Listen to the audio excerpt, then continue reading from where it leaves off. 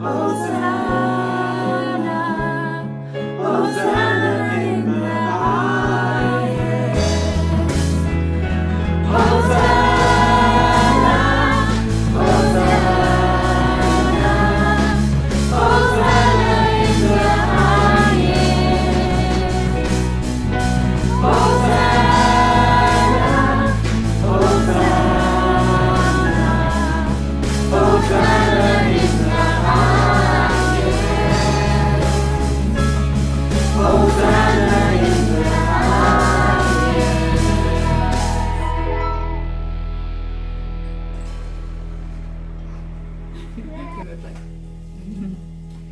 Okay, we'll test that out. Yay! I think that was a lot better. better. I think that was good. That's the one. I don't know, let's see. That was the one.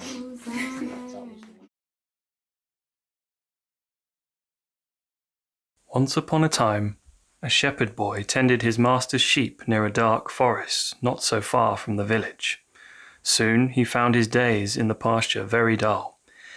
"There's no one to talk with, and there's nothing to do," he would moan. All he could do was talk to his dog or play his shepherd's pipe. One day, as he sat watching the sheep and the quiet forest, he thought of a plan to amuse himself. His master had told him to call for help if a wolf should attack the flock, and the villagers would come running to drive it away. "If I alert the village that a wolf is here, people will come. Then I'll have lots of people to talk to, and what fun it would be," the shepherd boy thought. So, though he had not seen anything that even looked like a wolf, he ran towards the village, shouting at the top of his voice, "Wolf! Wolf!" As expected, the villagers who heard the shepherd's boy cry dropped their work and made for the pasture with great haste. But when they got there, they found the boy doubled up with laughter at the trick he had played on them. A few days later, the shepherd boy again shouted, "Wolf! Wolf!" Once more, the villagers ran to help him, only to find they had again been tricked. Then, one evening, as the sun was setting behind the forest and the shadows were creeping out over the pasture, a wolf really did jump out from behind the underbrush and started chasing the sheep. The boy ran toward the village shouting, "Wolf! Wolf!" But though the villagers heard the cry, they did not run to help him as they had before. "He cannot fool us again," they said.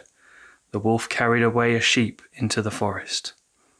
That day the shepherd boy learned an important lesson. If you desire people to believe and trust what you say, you must always be truthful.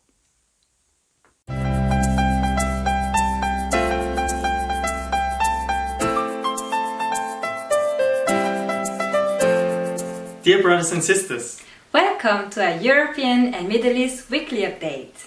in the last week our thoughts and prayers have been with our Korean brothers and sisters, especially with our true mother, as we commemorate the 70th anniversary of the outbreak of the Korean War.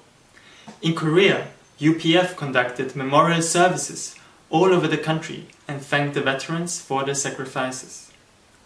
It is our deep desire and prayerful wish that our homeland Korea can be reunited and that our true mother can return to her hometown in her lifetime. Last Sunday, we celebrated the Day of All True Things. Over 500 families from our region sent pictures of their beautiful offering table, and in this way expressed their gratitude to a Heavenly Parent for the beauty of His creation. Already 5 years ago, during her visit to Europe, our True Mother has urged us to protect our environment and to return to nature. She shared this message first at the United Nations in Vienna, and then the next morning at the victory celebration with our brothers and sisters. He really loves nature. In order to solve the issue of famine around the world, True Father really worked hard to solve this issue. Because of humanity's wrong habits, the environment is being destroyed. And all these things, we need to stop this destruction of the environment. We need to save the nature. Through nature, by going back to nature, we need to enlighten people to embrace nature. The Day of All True Things was also a day of much hope for brothers and sisters in Europe, as several communities came together for the first time again physically after the outbreak of the coronavirus and celebrated the holy day together.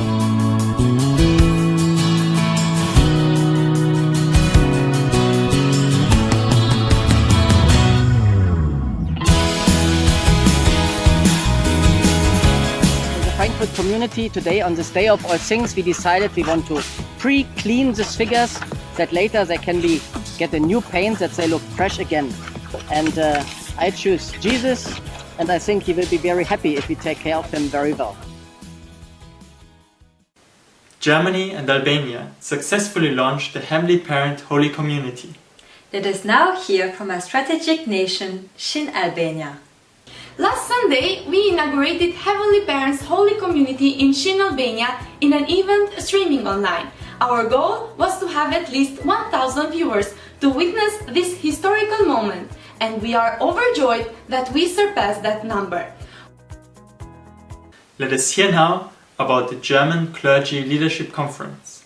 We just finished our third World Clergy Leadership Conference Germany today, and with the help of our dear pastors and brothers and sisters from England, we had a very inspiring session. Jesus have removed the division wall, but we are still divided. And that is why every German people must study divine principle from A to Z. Women's Federation for World Peace has been very active in the time of social distancing. Let us hear from the Women's Federation President, Caroline Hanshin. Last Friday, we facilitated and actually prepared the speakers for the UPF Peace Talks. And we had 5 current and former First Ladies. And it was a very exciting topic. Today, I wanted to introduce you to one of those amazing 20-year-old young women, Shruti Lekka. It has been an amazing and inspiring experience working with the WFWP in Geneva. Women's Federation for World Peace Austria has recently hosted 2 high-level Zoom conferences which attracted women from all over Europe and the Middle East. The first conference was held on the topic of women in peace building and conflict resolution. Now, let's hear about the second conference. On June 22nd, in Women in Conflict Zone virtual event, organized by WFWP Austria and the Middle East offices, 80 women gathered together to share their perspectives, programs, and initiatives on long-lasting conflict in Cyprus and Lebanon.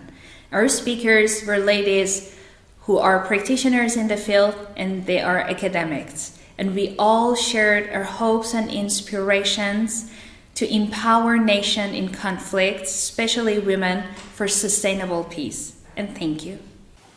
In Austria, brothers and sisters have started to redecorate the workshop center in Gafflens.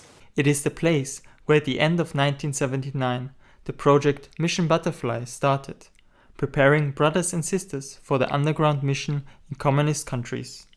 For many years, Gafflens has been the venue for various workshops and seminars, and in recent years it also was the home of SDF Europe. After the restoration work is finished, we will happily welcome guests for workshops from all over Europe again. The Hungarian second-generation members have stayed active, creating unity and preparing for the Summer Harp workshop in Poland. Hello everyone, greetings from Hungary. Our past couple of weeks have been filled with all kinds of harp activities. We have active teams made up of 5 to 7 people each who have Hundake calls together and also hold dancing, baking and other creative team meetings at least once a week. We also had 3 episodes in our testimonies series where our brothers and sisters shared about their experiences gained on international programs such as SDF, DUN or GOP.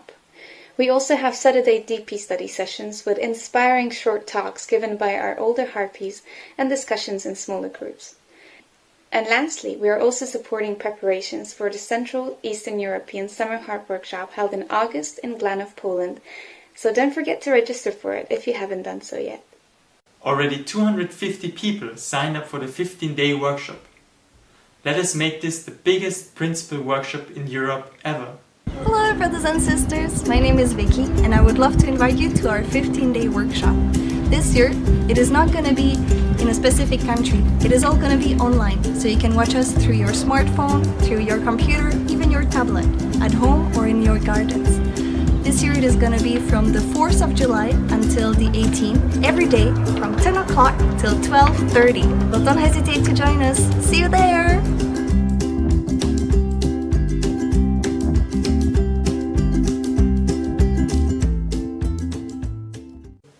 Also, the European Blessed Family Department has exciting news. Hello, my name is Francesca and I'm part of the MMM team. Make the Most of Marriage is a European and Middle Eastern BFD initiative that aims to create a thriving community of fulfilled blessed couples.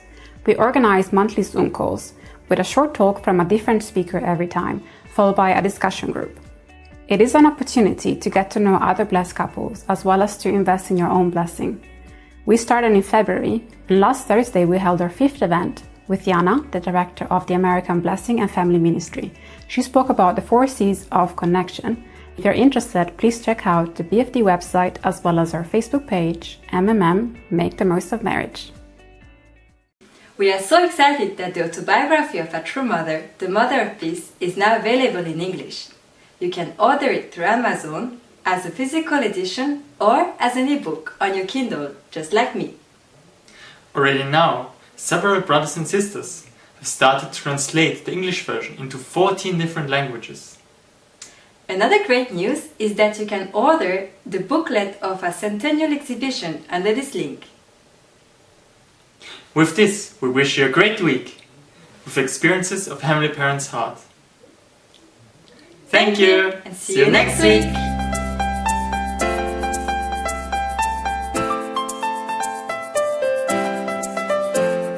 I hope you enjoyed that. I hope it could help you prepare a little bit for today's sermon. So now I want to introduce today's sermon giver. And we're very lucky that today we have none other than our National Director, Dr. Mike Balcom, giving today's sermon.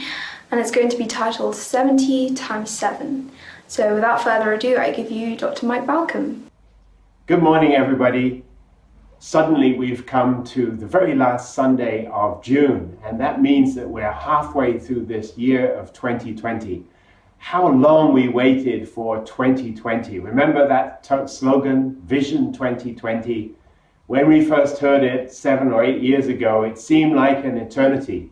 And here we are. And I think it's time to ask ourselves, how are we doing in fulfilling that Vision 2020?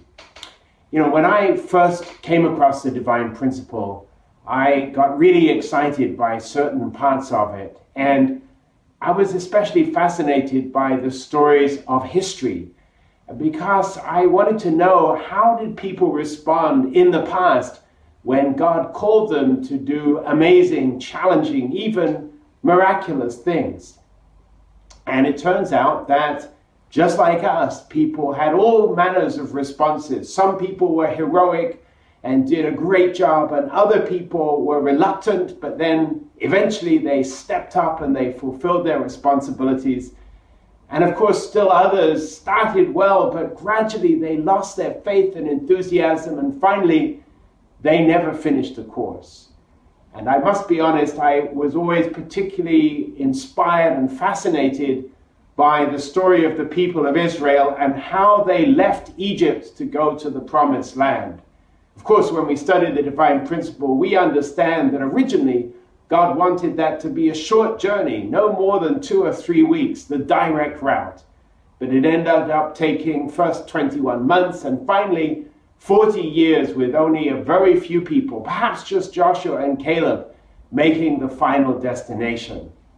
And I used to ask myself, why did the people complain so much? How was it that they couldn't trust God, who was so obviously working, not just through the plagues, but also through the miracles, the pillar of cloud, the pillar of fire, and especially when God was feeding them with manna and quail? How come they complained? Well, funny story, true story. One day God showed me exactly why people complained. And this took place back in the 1980s. At that time I was living here in London with some other young brothers. It was before I was a family man, and we were living in an office in Harlesden in northwest London. Just young men getting on with our work, which was to create a jewelry business. And of course, when young men live alone, a lot of the question is, what are we going to eat? And we didn't eat very healthy. But one day, I remember well, it was a Friday, there was a special offer in the local Kentucky Fried Chicken, a 20-piece bucket for maybe £3. It was just unimaginably cheap. So we thought, great, that's what we're going to eat. I think we bought 2 buckets that last night and ate about 6 pieces each. And we were as happy as can be, pretty full too. Then came the next day and we thought to ourselves, what are we going to eat tonight? You know, pizza, hamburgers. Actually, that chicken last night was pretty good. Let's have chicken again. So we bought another 2 buckets of chicken. And we ate it, and we were not quite as happy as the night before, but still satisfied. And then it came to Sunday night, and you guessed it, we thought this is too good to be true, and we bought another 2 buckets of Kentucky Fried Chicken. 3 days in a row, eating 6 pieces of Kentucky Fried Chicken. And you know what? I didn't eat Kentucky again for 18 years. And I think that taught me, the people of Israel, they were eating quail, chicken. It doesn't take long before you get tired and fed up and you start to complain. But of course, joking aside, we're supposed to learn a lesson from how the Israelites conducted themselves, how Moses and God tried to lead them, and what the outcome was. And today's reading that I want to share with you comes from Exodus chapter 14, verse 15. This is the very first chapter after the people have left Egypt. So they've escaped from Pharaoh, they're in the desert, but they've yet to cross the Red Sea. And if you read the scriptures, you'll find that even then, 2 or 3 days later, people are complaining. In fact, they're accusing Moses of this all being some kind of trick. Did you bring us out here into the desert to die? Weren't there enough graves in Egypt? Are you a spy of the Pharaoh just getting rid of the slaves?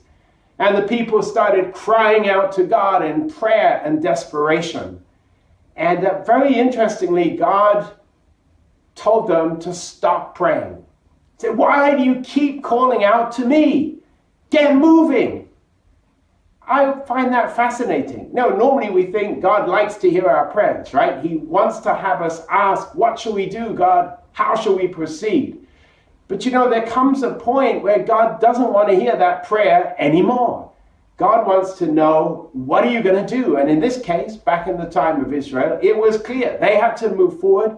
They had to keep going to the promised land. God even started to send the Pharaoh's soldiers after them so that it would be a no-brainer, so they wouldn't even really have a choice. But this was God's message. Stop praying, start moving, get on with it. Do what you have to do. I think we are in an analogous position right now. True Mother has just led us out of Egypt, maybe just a few months ago. The fact is, we've been in slavery in the old world, Satan's world, for a long time. And Mother started talking about the age of national restoration, even continental restoration. She explained that heads of state and leaders of religion would start following her as the Mother of Peace. I didn't really believe that was possible, but it was, and it happened, and we're grateful. So Mother said, I'm declaring now the era of Chanuguk. It's happened. We have started. Good news. But right after that, just like the Israelites leaving Egypt, we started to run into problems. Of course, one big problem, the COVID virus, the lockdown, how all the things that we've been doing and expecting to do suddenly became impossible.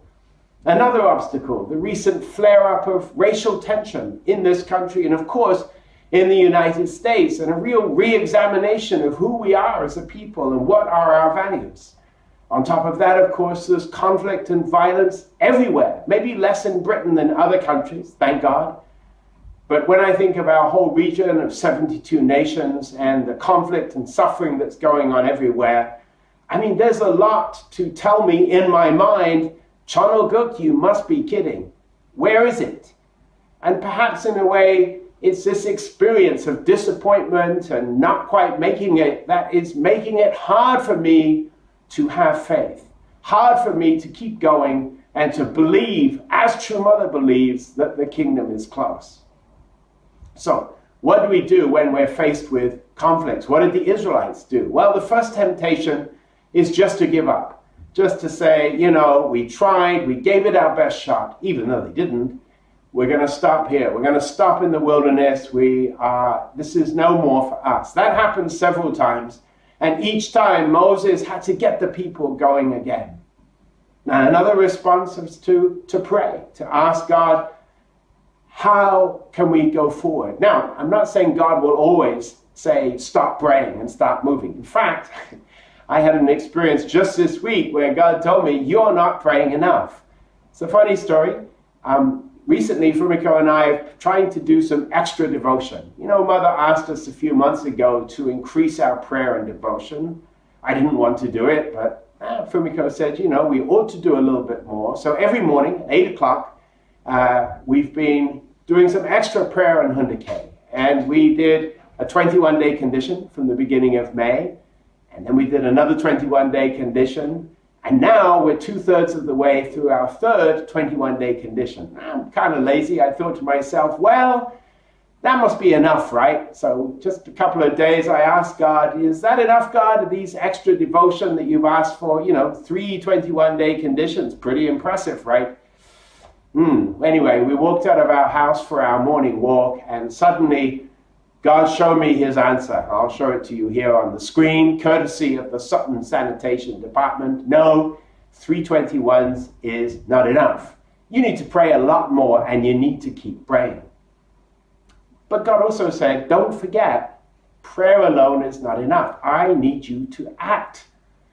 So let's think a little bit about what kind of action is God asking for us now. Obviously, we're not on a physical journey from Israel into Canaan, but I think we are in a spiritual journey into the Chonoguk, and God has asked us to take some very simple actions. True Mother has asked us to do it, and the first thing she's told us is you have to testify. You have to let people know that this is the time of the true parents.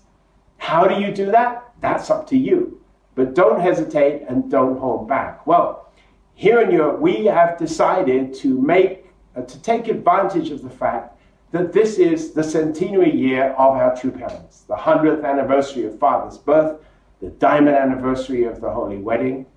That's a pretty important landmark. So we have a great team, and as I think many of you know, we have created a fabulous website. It's at smm100.org or thelegacyoflove.org, and there's a Facebook page with the same name, and there you can find insights into every aspect of True Parents' life and teaching. Not too much as to be overwhelming, just enough to whet the appetite.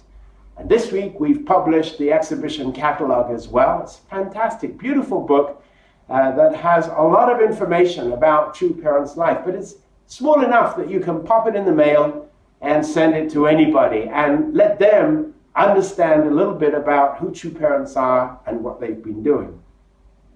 So, of course, that's all great, but it doesn't mean a hill of beans if we don't act on it and use it. And as you know, True Mother's also asked us to distribute her memoir, Mother of Peace, to share it with our relatives, our friends, our contacts, to let people decide for themselves if they want to follow the Mother of Peace. You know, I realize that sometimes we get scared because we believe that people may reject us, or they may not respond to something that we hold very dear. And of course, rejection is discouraging. But time and again, what God is telling me is, don't worry about that part. That's my job. That's my responsibility. You don't have to worry about whether people listen to what True Parents have to say. That's their responsibility. But unless you open the door, unless you show them what's available, I can't do anything. So I'm counting on you to get the message out.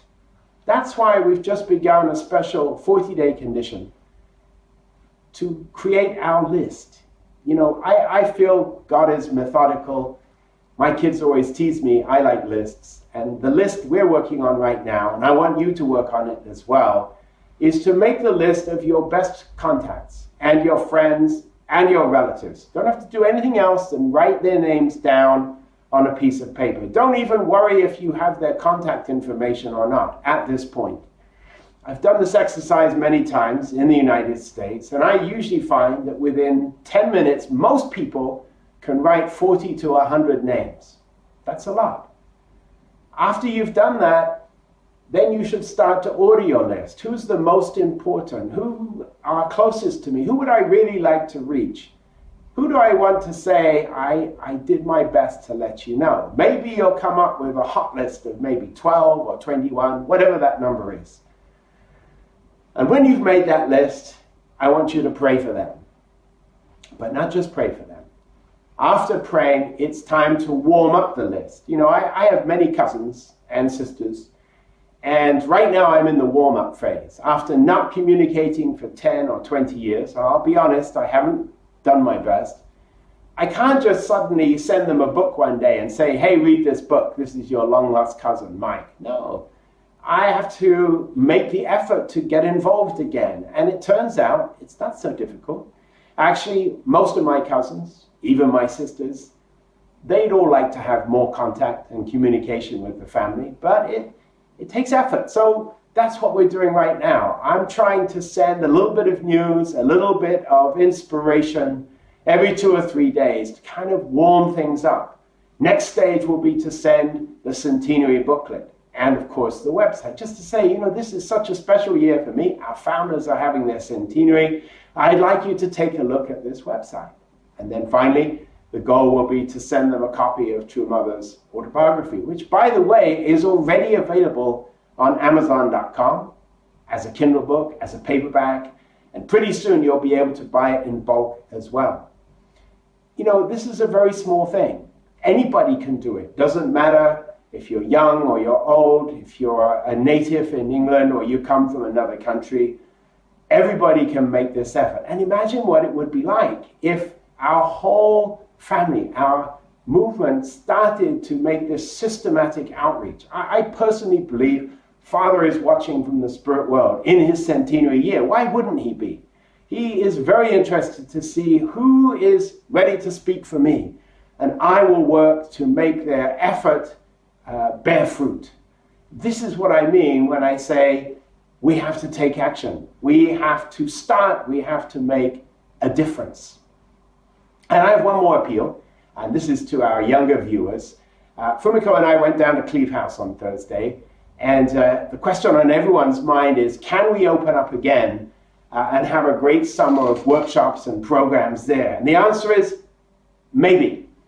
I think you can. The government is changing its advice all the time. But the truth is, we need a cleanup down there of cosmic proportions. Heaven and earth have to be moved. There is so much accumulated rubbish and stuff from 40 years. We've always been too busy, I think, to really do the spring cleaning. So I'm looking for 10 volunteers to go and do back-breaking hard labor for a whole week under professional leadership and transform Cleve and make it ready to welcome our younger brothers and sisters, our guests, our friends. I want us to be proud of our facilities. I want that True Mother could come there anytime and feel, wow, you really know how to take care of the blessings that God has given you. So if you're young and strong and you like hard work, please contact Bernicello and find out how you can do some work.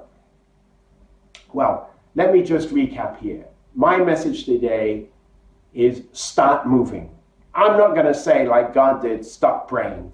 But I am going to say prayer alone is not enough. And I don't think we should overthink what kind of actions we need to take, because True Mother has already made it clear what she'd like us to do. She'd like to share about True Parents. She'd like to talk about the centenary. She'd like to talk about the vision of a holy community. That's our goal, right, for the next 7 years. And what is a holy community? It's a place where people love each other, where we care for each other. We care for each other's problems and difficulties and help find solutions. And do you know what? Every community has problems and difficulties and needs solutions. The Muslim community does, the Christian community, the Hindu, the Sikh. We are all, after all, children of the one heavenly parent. We're all living through this life, trying to make it work. But our special role is to introduce people to the true parents. God sent the true parents at this time in history to bring a final solution and establish the kingdom of peace. There will be a lot to do in the future, but this is the critical time. True Mother herself has said, you know, I don't know how many years I have. Please, during the time when I can be active, stand with me and make this work. Let's get moving. When I look back at the last 6 months, I'm proud of many things, and I have some regrets too. But I've decided, and Fumiko and I ask you to decide, let's make the second 6 months of the year one of real action and commitment. Put aside for the moment the difficulties, the obstacles, the reasons why not, And let's focus instead on what we can do and make True Mother proud of Britain, proud of our movement, and let this country be a shining example to everybody else. Thank you so much, brothers and sisters, for listening to the message this week.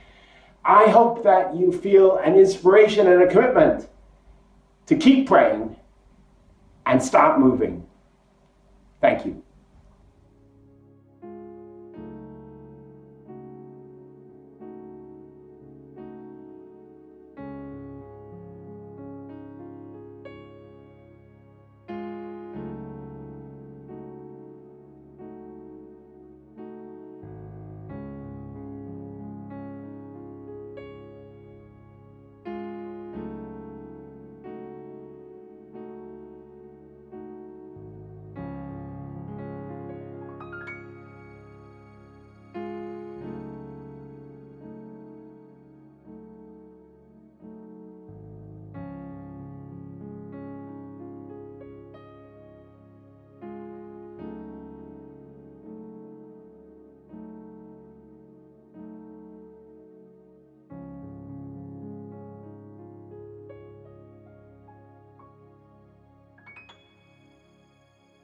Hello everybody. Would you like to help us for 5 days at Cleve House? We're looking for 10 volunteers to clean up the grounds, do some gardening work, bit of landscaping, burn some rubbish, possibly a bit of decorating. We want to prepare now, post-COVID, for activities again. And we have an order book which we want to work toward. If you'd like to help, all you need is willingness to work and contribute to a nice working atmosphere. And bring some musical instrument if you like. We'll have some songs in the night, some family evenings. So there's free board and accommodation. And best of all, you can become a qualified champ, Cleve House Ambassador for Mobilisation and Peace Work. Please contact me 07813 826 861. Thank you very much. Bye-bye. Hello everyone, I'm Cindy Vanderstock from the Central London community, and I'd like to invite you all to join me in Benediction prayer. Dear beloved Heavenly Father and true parents, thank you for the opportunity that we all have today to hear such a meaningful message and to be connected to you and to be connected to each other even from our own homes. Pray that you can bless all of us now, and I pray that we can do whatever is necessary in our own lives to grow as better people and to grow as people who are continuously trying to follow you and to receive your guidance. I pray for everyone's health and safety and for everyone to have a really meaningful week and month and year, and I pray that you can be present in all of our homes now, and that we can continue to be listening to you and trying to find you in our own lives. Once again, I pray that you can bless us all, and pray for all of this in my name, Cindy Vanderstock, daughter of a blessed central family. God. Okay, so this formally concludes our service for today, but as always, we have the option for fellowship now. So if you look at the links in the description box below, you should find a link corresponding to your region. So if you're from Central London, you can click on the Central London link and it will take you to a Zoom chat where you can feel free to catch up with your community, maybe discuss today's sermon, discuss your plans for this week. And with that, I'd just like to say thank you for coming and have a blessed week.